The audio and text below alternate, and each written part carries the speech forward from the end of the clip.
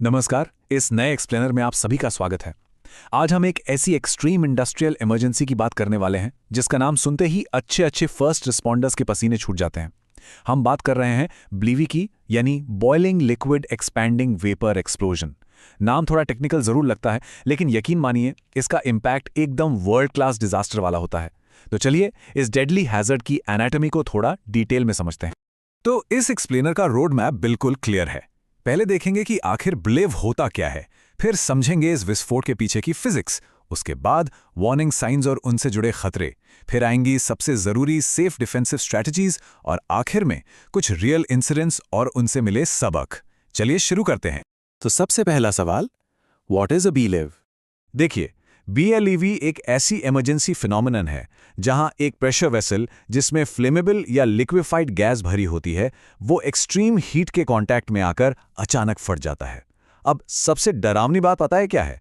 हमारे आसपास के कॉमन फ्यूल्स जैसे एलपीजी, प्रोपेन या अमोनिया, जो वैसे तो सेफ लगते हैं, लेकिन आग लगने पर उनका स्टोरेज टैंक किसी कैटास्ट्रॉफिक बॉम्ब से कम नहीं होता। एक छोटे से टैंक की भी तबाही मचाने की ताकत लिटरली सोच से परे होती है।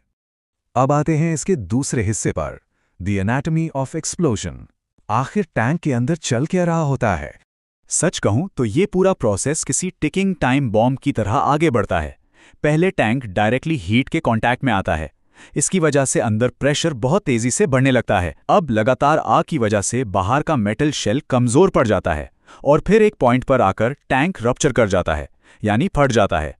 और यही वो क्रिटिकल मोमेंट है। जैसे ही शेल फेल होता है ना, अंदर का लिक्विड इंस्टेंटली एक्सपैंड होकर वेपर बन जाता है और यही चेन रिएक्शन एक मैसिव एक्सप्लोजन में बदल जाती है। अगर इसके पीछे की सिंपल फिजिक्स को देखें तो सब कुछ इस इक्वेशन पर टिका है।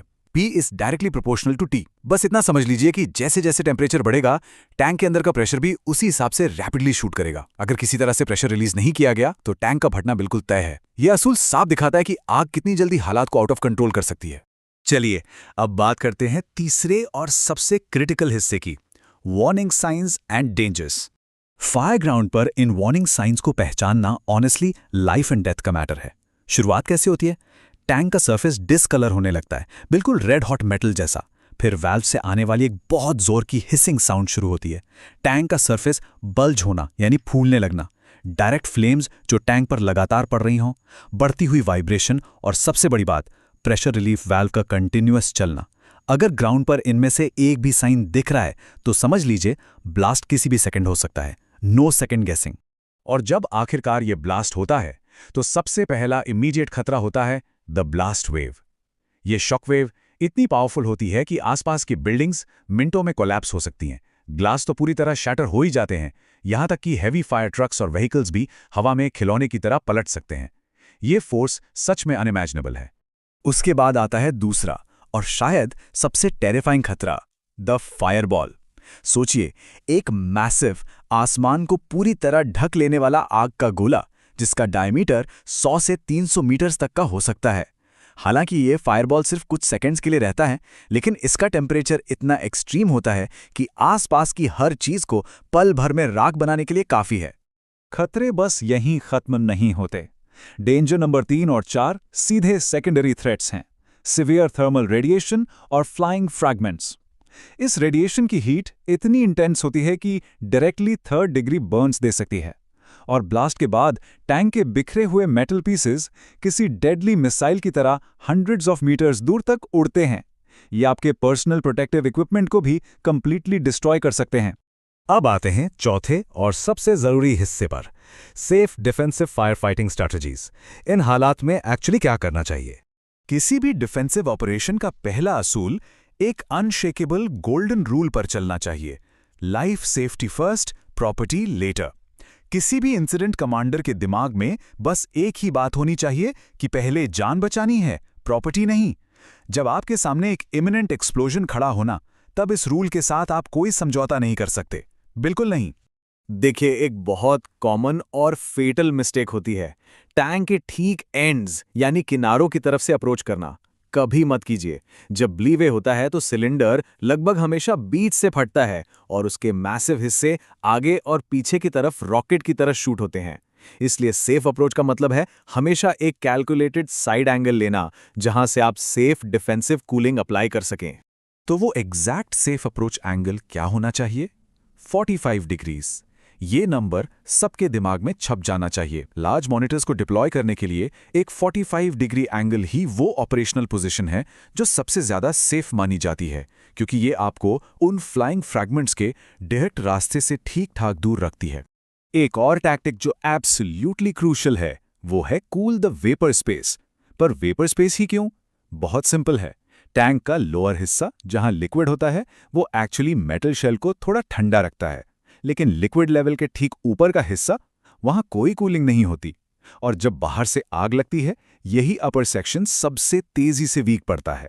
इसीलिए पानी की स्ट्रीम्स का मेन टारगेट यही अपर वेपर स्पेस होना चाहिए। अगर मिनिमम सेफ डिस्टेंसेस को देखें तो डेटा बहुत क्लियर है। छोटे सिलेंडर्स के लिए कोलैप्स और इवैक्यूएशन जोन कम से कम 300 मीटर्स तो होना ही चाहिए। अगर बात टैंक ट्रक्स की है तो डेंजर और बड़ा है, इसलिए सेफ डिस्टेंस बढ़कर 800 मीटर्स हो जाता है।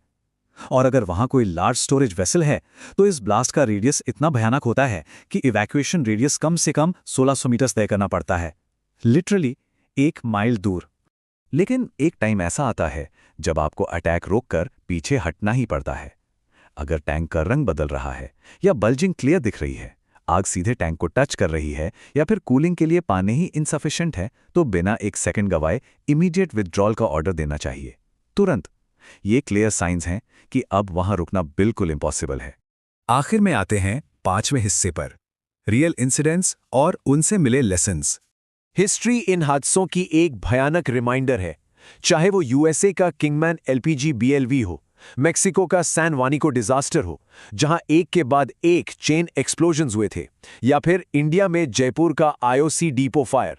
ये सभी मैसिव डिजास्टर्स सिर्फ एक कड़वी सच्चाई सिखाते हैं। जब बीएलवी रिस्क्स को इग्नोर किया जाता है या उन्हें अंडर एस्टिमेट किया जाता है, तब इसकी कीमत इंसानी जानों से चुकानी पड़ती है। इसीलिए अल्टीमेट सेफ्टी माइंडसेट को इस एक सिंपल लाइन में डिफाइन किया गया है, if you think BLEV is possible, it probably is. अगर जरा सा भी लग रहा है कि टैंक ज्यादा हीट हो रहा है या वाल्व से अजीब आवाजें आ रही हैं, तो उसे हमेशा वर्स्ट केस सिनेरियो मानकर ही डील करें। यहां इग्नोरेंस की कोई जगह नहीं है, बस स्ट्रिक्ट अवेयरनेस चलेगी।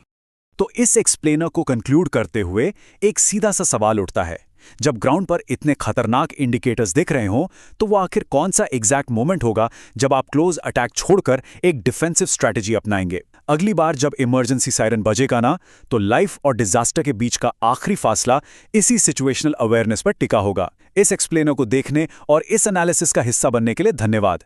हमेशा सेफ रहें और तैयार रहें।